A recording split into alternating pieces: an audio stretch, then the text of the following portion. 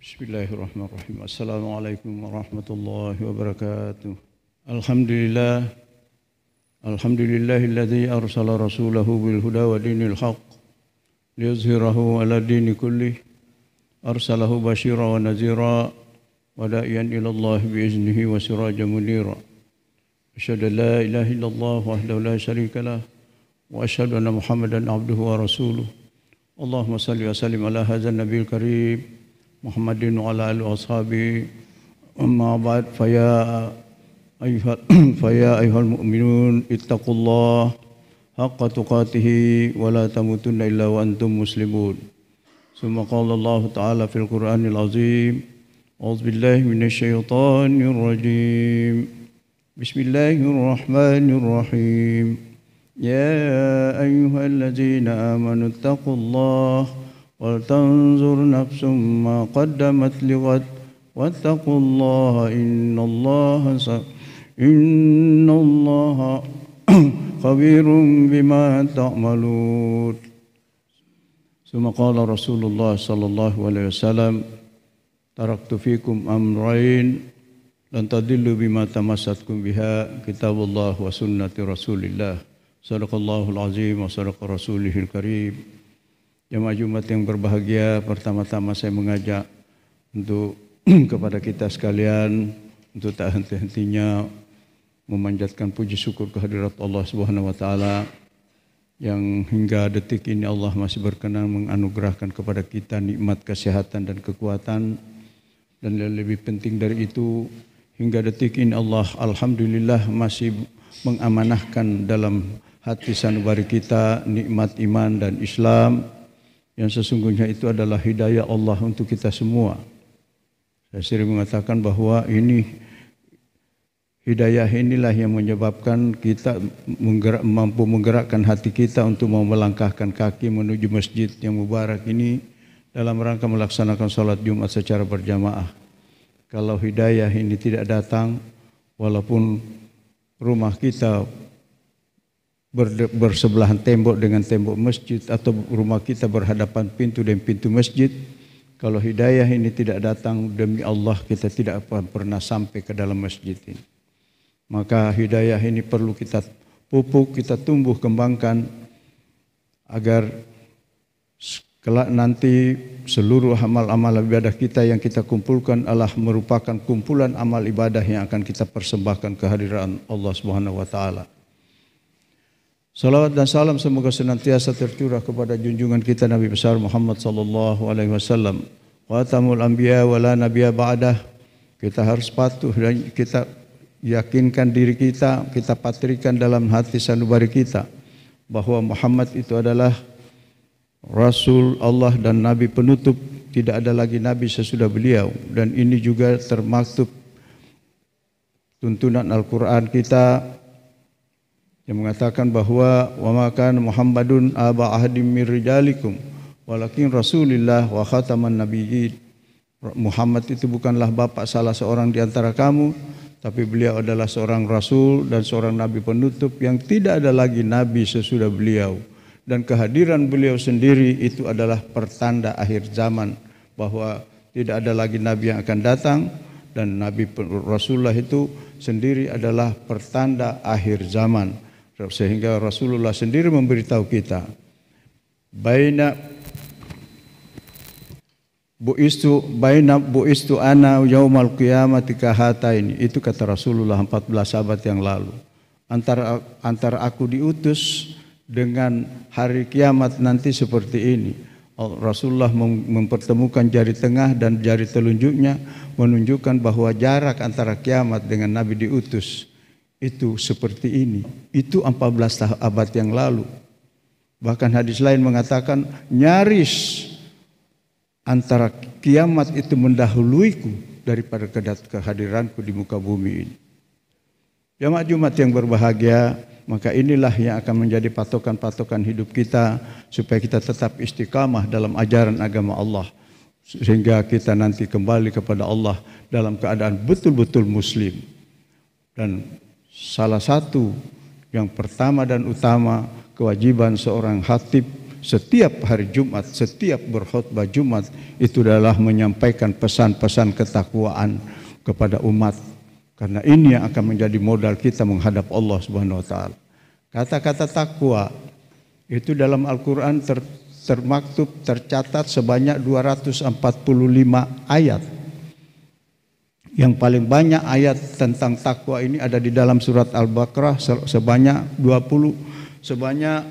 27 kali disebutkan. Kemudian menyusul dalam surat Al-Imran sebanyak 18 kali, dalam surat Asy-Syura sebanyak 17 kali, dalam surat Al-Maidah sebanyak 14 kali, dan selebihnya kata-kata takwa ini menyebar di semua surah-surah dalam Al-Qur'an.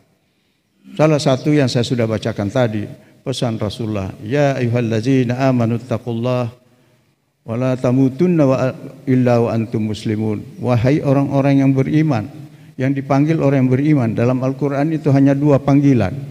Ya ayyuhallazina amanu, ya ayyuhan nas, dan ya ayyuhallazina amanu. Ya ayyuhan nas kebanyakan ayat itu turun di Mekah ketika Rasulullah masih di Mekah. Panggilan itu adalah panggilan universal untuk semua, karena Al-Qur'an ini sesungguhnya bukan hanya ditujukan kepada orang muslim, tapi semua manusia yang diberi petunjuk. Tapi kemudian belakangan tidak semuanya orang itu beriman dan bertakwa. Maka ada panggilan berikutnya, ya ayyuhallazina amanu taqullah, itu kebanyakan itu turun di Madinah setelah beliau hijrah. Ya ayyuhallazina amanu taqullah wa la tamutunna illa wa antum muslimun. Wahai orang beriman, ini adalah modal dasar kita menghadap Allah. Jangan kau pegang erat-erat keimanan dan ketakwaan kamu dalam beristiqamah dalam Islam sampai kau di akhir hayat menjemput kamu. Pertahankan, dan jangan kau sampai mati sampai terlepas kata takwa itu. Untuk mempertahankan ini ada beberapa hal yang harus kita jaga dan kita pelihara. Yang pertama adalah istilahnya al-istimrar. Kalau kata takwa, kalau menurut ulama mengatakan imtisalul awamir wa wajtinahum nawahi. Takwa itu adalah menjalankan perintah Allah dan menjauhi segala larangan. Itu takwa. Kalau sudah bertakwa, dan ini harusnya merupakan aplikasi mewarnai dalam mendasari kehidupan kita sebagai seorang muslim, sebagai fondasi kita. Jangan kau mati jangan kau mati dengan melepaskan keimanan dan ketakwaan kamu. Paling tidak untuk memelihara ini ada 3 hal.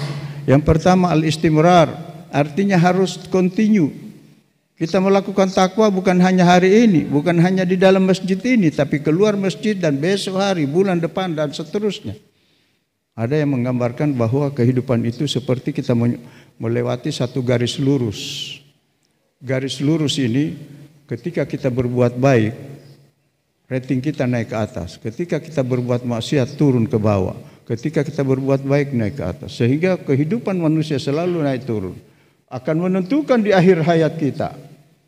Akhir hayat kita ada di garis bawah atau di garis atas. Makanya Islam juga menuntun kita, orang yang meninggal pada saat dia sakaratul maut, tuntun dia.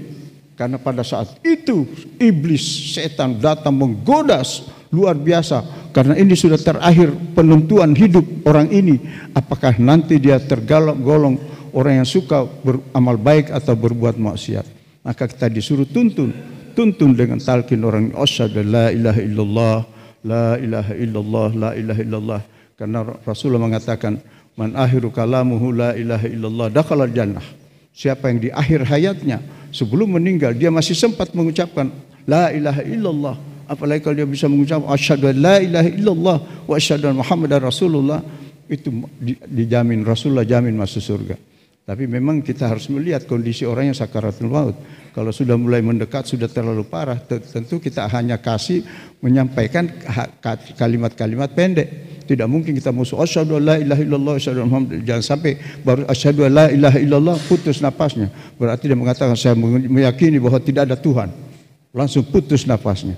Makanya kita harus berikan tuntun dengan yang kalimat-kalimat pendek. Misalnya kalau sudah sangat parah, la ilaha illallah, la ilaha illallah. Setidak-tidaknya Allahu Akbar, Allahu Akbar. Itu kita tuntun. Kenapa? Karena menentukan akhir hayat manusia, dia akan masuk surga atau tidak, itu menentukan apa yang dia ucapkan pada kalimat terakhir. Pada saat itu kita berikan tuntunan, iblis juga berusaha keras untuk mempengaruhi orang ini. Kadang-kadang dia pengaruhi orang itu, dia datang dalam bentuk wajah bapaknya orang yang sudah meninggal. Dia katakan, saya bapakmu, ikut saya. Kalau kamu ikuti, jangan ikuti kalimat-kalimat Allah. Saya ini bapakmu. Kadang-kadang dikasih haus, supaya orang itu pada saat meninggal dia minta minum. Iblis mengatakan, saya akan kasih air minum, tapi yang penting kau sujud kepadaku. Itu pertarungan yang luar biasa di akhir hayat manusia. Al-istimrar, kalau kita jaga, continue, mulai saat kita mengucapkan syahadatain asyhadu an la ilaha illallah wa asyhadu anna muhammadar rasulullah, kita pelihara terus, kita isi semua itu pernyataan itu adalah janji kita kepada Allah, pengakuan kita kepada Allah. Kita mengakui tidak ada Tuhan kecuali Allah dan Muhammad ada Rasulullah, tidak ada titik, tidak ada yang lain. Kalau ini kita bisa mempertahankan, insya Allah kita akan mati dalam keadaan muslim, insya Allah. Dan kemudian yang kedua, masalah yang kita harus kedua, bahwa senantiasa bersihkan hati kita dari hasad dan dengki. Surat Al-Imran 103 menuntun kita, wa'tasimu bihablillahi jami'a wa la tafarraqu. Hendaklah kalian menjaga silaturahmi antara kalian semua, wa la tafarraqu, dan jangan berpisah-pisah. Jangan saling sekarang kan kehidupan umat Islam, Masya Allah.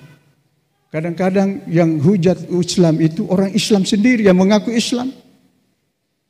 Yang hujat, yang menzalimi umat Islam itu kadang-kadang Islam sendiri. Tapi memang ada satu hadis kursi.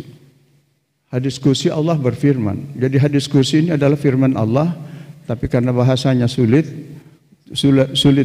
dimengerti oleh umat, maka Rasulullah membahasakan supaya gampang dimengerti. Apa kata hadis kursi itu? Hadis qudsi, dia mengatakan, yusiku antada alaikumul umam kama tada al aqalatu ala qasatiha. Nanti suatu ketika, suatu masa nanti akan datang di tengah umatku, umat Islam itu akan diserbu dari 4 penjuru mata angin. Barat mau menghantam dari timur, mau menyerbu dari selatan, mau menginjak-injak, dan dari utara mau menjarah. Pada saat hadis Rasul ini, hadis kursi ini disampaikan kepada para sahabat itu heran. Pada saat itu 14 abad yang lalu, mereka heran. Dia mengatakan, amin qillatun nahnu yauma idzin ya Rasulullah. Apakah pada saat itu umat Islam sedikit? Rasulullah mengatakan, la, tidak. Bal antum nahnu yauma idzin kasir. Justru jumlahmu pada saat itu banyak, mayoritas. Tapi kamu dipermainkan oleh kelompok minoritas. Kamu jadi pecundang. Kamu dipermainkan, kamu tidak bisa berbuat apa-apa. Kenapa sampai terjadi begitu? Padahal kita banyak. Rasulullah mengatakan, wal yaghzifana fi qulubi aduikumul mahabbata minkum. Pada saat itu diangkat rasa takut di masa musuh-musuhmu. Dan mereka mengatakan, tidak usah takut dengan umat Islam yang banyak itu. Dan ini pernah diucapkan oleh orang Yahudi. Dia mengatakan apa? Tidak usah takut dengan Islam yang banyak itu. Islam yang mayoritas itu tidak usah takut. Dan alhamdulillah kita di Indonesia mayoritas. Kenapa? Kita hanya patut takut kepada umat Islam yang banyak itu. Kalau nanti orang sholat Jumat itu sama jumlahnya dengan orang yang sholat subuh. Atau orang salat subuh jumlahnya sama dengan orang salat Jumat. Kita percaya. Di mana-mana kalau hari Jumat, alhamdulillah, masjid penuh, bahkan tidak muat. Tapi coba subuh. Untung kalau ada 2 baris. Untung kalau ada 2 saf. Dan ini tanda-tanda, fenomena.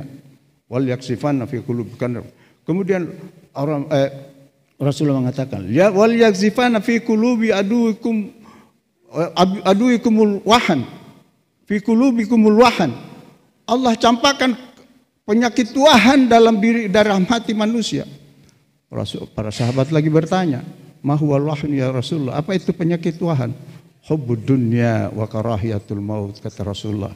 Orang-orang yang pentingkan dunia, dia kejar dunia, tidak dia demi mendapatkan dunia, demi mendapatkan kedudukan, demi mendapatkan jabatan, mendapatkan harta yang berlimpah dan sebagainya, dia tinggalkan perjuangan Islam.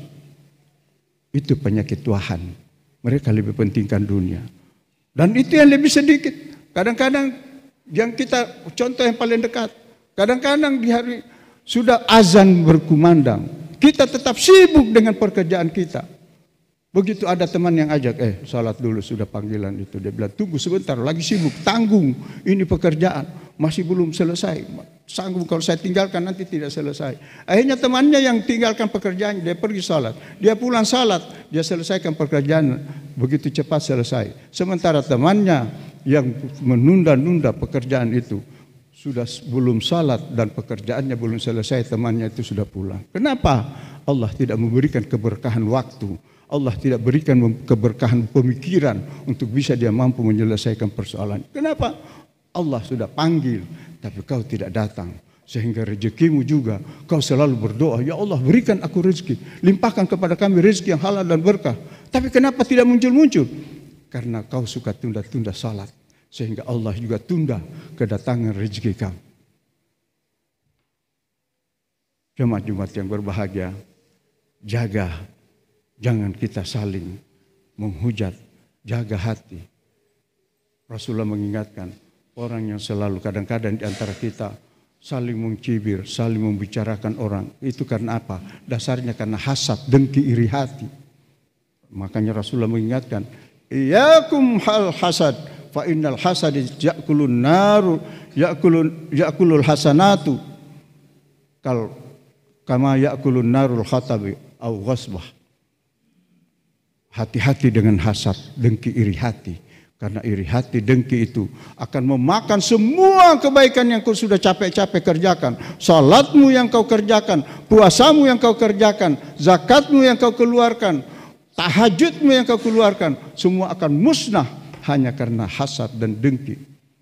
Hadis lain mengatakan, sittatu asya tuhbitul a'mal. Ada 6 perkara yang menghapuskan rezeki. Salah satunya yang ingin saya sampaikan adalah al-istiwalu bi uyubil khalqi.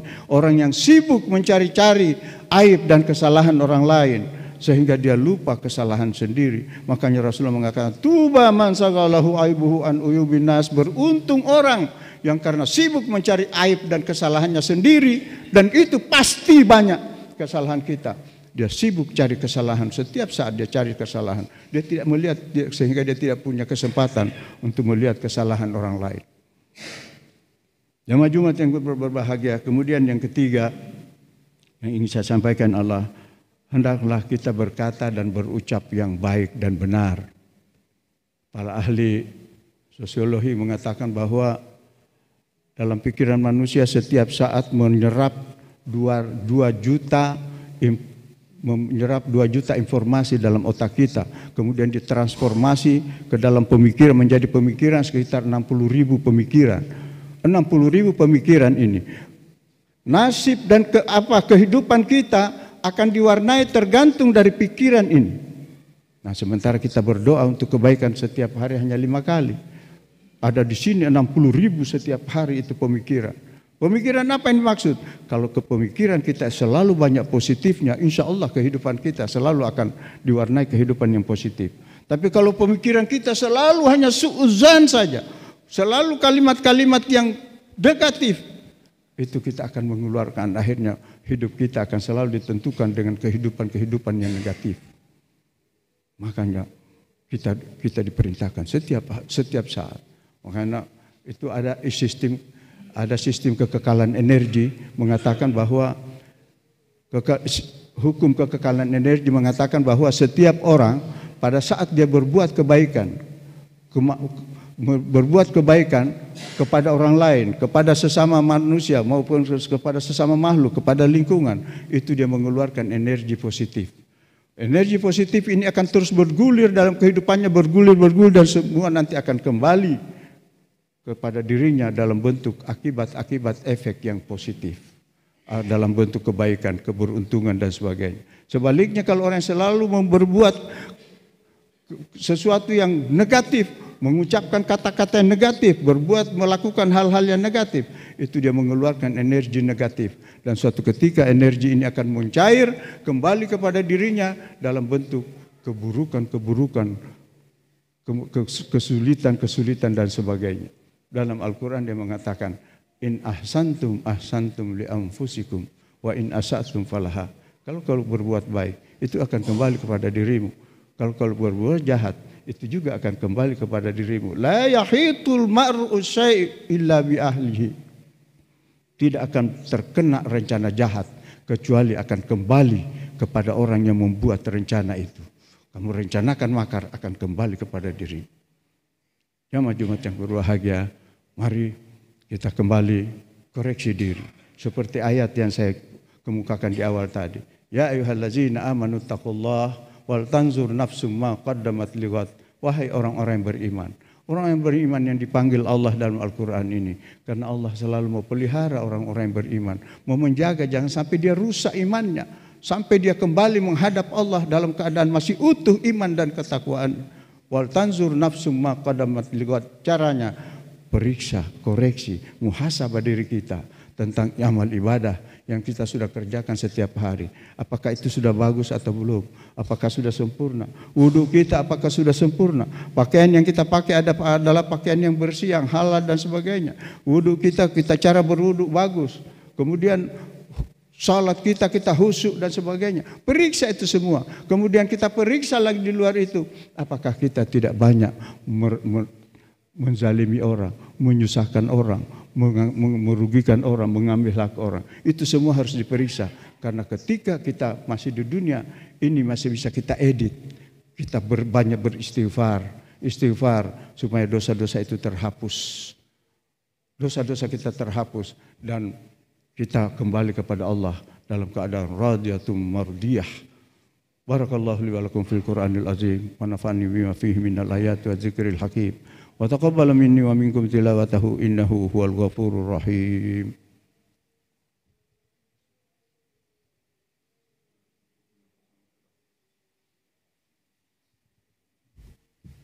Alhamdulillah hamdan kama amar asyhadu an la ilaha illallah wa la syarika lah irghaman liman jahada bihi wa kafar wa asyhadu anna sayyidana wa nabiyyana Muhammadan abduhu wa rasuluh. Allahumma salli wa sallim ala hadzal nabiyil karim Muhammadin wa ala alihi wa ashabihi masabihil qurar. Ibadallah ittaqullaha ta'ala min sifaillah fi fusulil khabar wa antahu amma nahakum anhu wa zajar wa lamu anna Allah ta'ala bi amri bada fi bi nafsi wa sanna bi malaikatin musabbihatin li kursi wa salla sabikum ayyuhal mu'minun min bariyati wa jinnihi wa insi fa qala ta'ala mukhbiran amiran inna Allah malaikatahu yusalluna 'alan nabi ya ayyuhallazina amanu sallu 'alaihi wa sallimu taslima. Wadallahumma ala arbatil khulafa'ir rasyidin Abi Bakar wa Umar wa Utsman wa Ali wa ala baqiyati sahabati wa tabi'in wa tabi'it tabi'in wa man tabi'ahum bi ihsan ila yaumiddin wa alaina ma'ahum bi rahmatika ya arhamar rahimin. Mari kita tundukkan sejenak kepala. Kita munajat kehadiran Allah Subhanahu wa taala dalam doa bersama kita. Semoga Allah senantiasa membimbing kita dan menuntun kita, memberikan taufik dan hidayahnya sehingga kita tetap istiqamah dalam ajaran agama Allah. Kita tetap berjalan di atas rel-rel kebenaran yang lurus, jalan yang lurus sesuai dengan petunjuk Allah dan Rasulnya. Allahumma fil lil muslimin wal muslimat wal mu'minin wal mu'minat al ahya'i minhum wal amwat innaka sami'un qaribun mujibud da'wat wa qadiyal hajat. Rabbana hab lana min azwajina wa dzurriyyatina qurrata a'yun waj'alna lil muttaqina imama waj'alna lil muttaqina imama. Allahumma adfa'anna al-ghala wal bala wal waba wal fahsya wal munkar wasyuf al mukhtalifata wasadaid al mihan ma zahara minha wa ma batan min baladina Indonesia khassa wa min buldanil muslimin ammah innaka ala kulli syai'in qadir. Rabbana atina fid dunya hasanah wa fil akhirati hasanah wa qina adzabannar. Walhamdulillahi rabbil alamin. Ibadallah innallaha ya'muru bil adli wal ihsan wa ita'i dzil qurba wa yanha 'anil fahsya'i wal munkar wal baghi ya'izukum la'allakum tadhakkarun. Fazkuruhu ala ni'ami yazidkum wa la zikrullahi akbar wallahu la tasna'un. Aqimis salah wassalam.